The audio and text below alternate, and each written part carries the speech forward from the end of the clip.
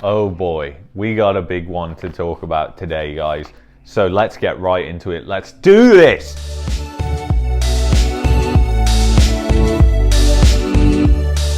Alright guys, I'm back. So yeah, I got some notes here. Well, it's really just an article that I printed off. Makes me look smart though, doesn't it? No, it doesn't. Anyway guys, I want to talk about this article that came out via the Canadian press yesterday. And the article relates to office vacancies in Canada.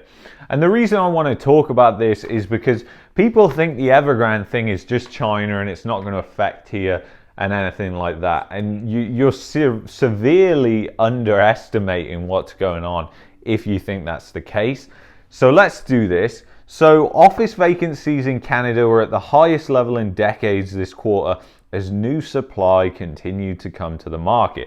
So you're getting new office buildings that are being built everywhere, which are putting further pressure on the commercial real estate market here in Canada, because as we know, companies are downsizing, they're moving out of downtowns and everything like that. You only have to go walk around in downtown Toronto, downtown Calgary, wherever it is, there is a huge vacancy rate, and that is not good for purposes which we'll discuss later in this video, so stick around.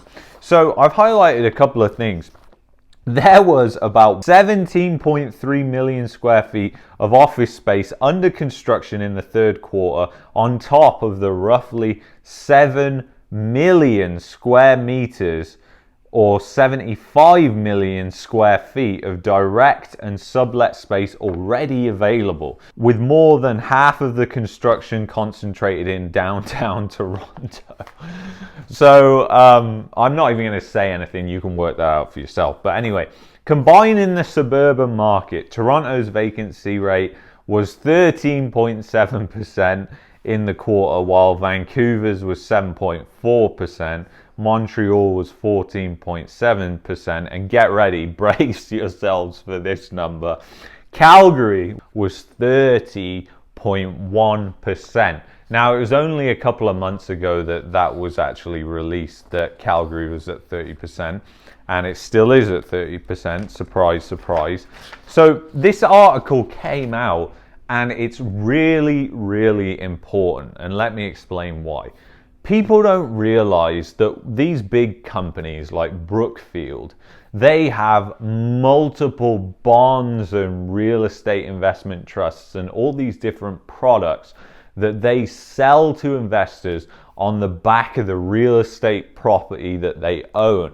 So let's say they own an office building in Toronto and they have tenants with that office building in Toronto.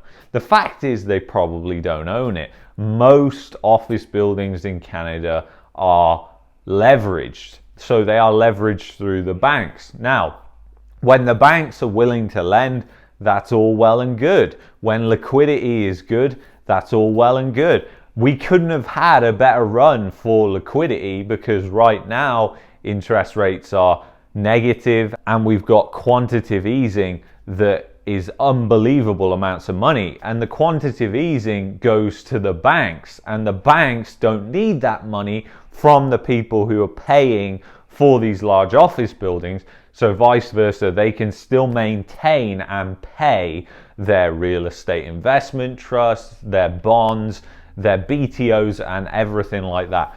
So the thing is, guys, which nobody seems to realize, is the fact that offices are so empty and the vacancy rate is literally going to cause a massive credit crunch, and people just don't understand that. You might have realized that it's going to have a big effect, because how can you have office buildings empty for so long without it having an effect on the economy? It's no different to if loads of private landlords in the residential sector, nobody was paying their rent and then they had to still pay their mortgage. You would see loads of houses come into the market and the supply would go through the roof. And lots of buildings are for sale. We saw about the Royal Bank Plaza being sold off and everything like that. I don't know if it's sold off yet or it's just going for sale. But anyway, that was one thing I heard about recently.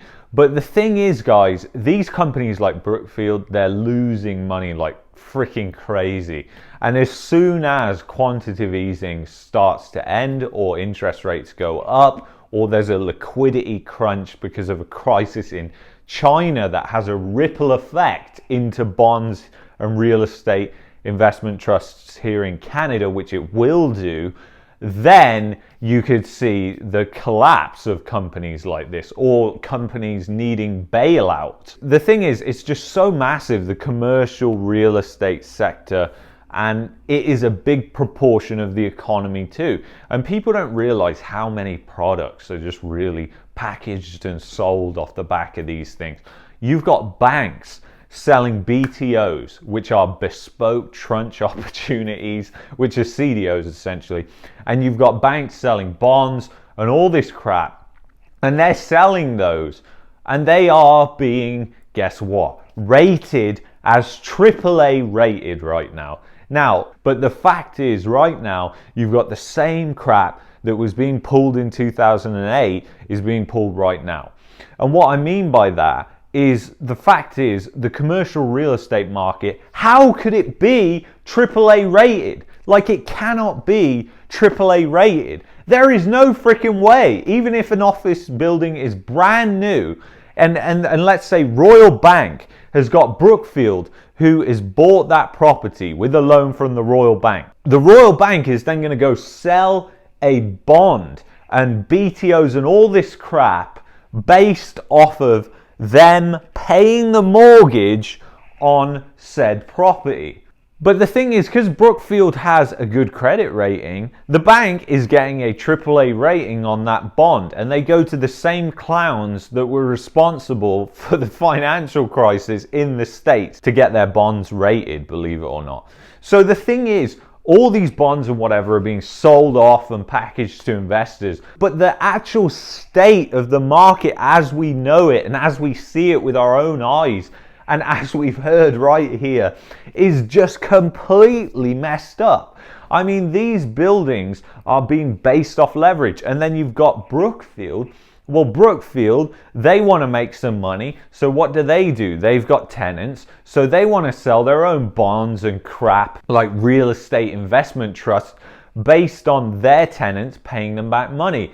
Now, I urge you to just go look around. Go look at real estate investment trusts, the ones commercial real estate investment trusts here in Canada, and just look at the earnings. They are just compounding losses. The losses are getting worse. They are losing tons of money, and eventually these real estate investment trusts are going to collapse. And that is when you're going to see a huge ripple effect across the credit markets.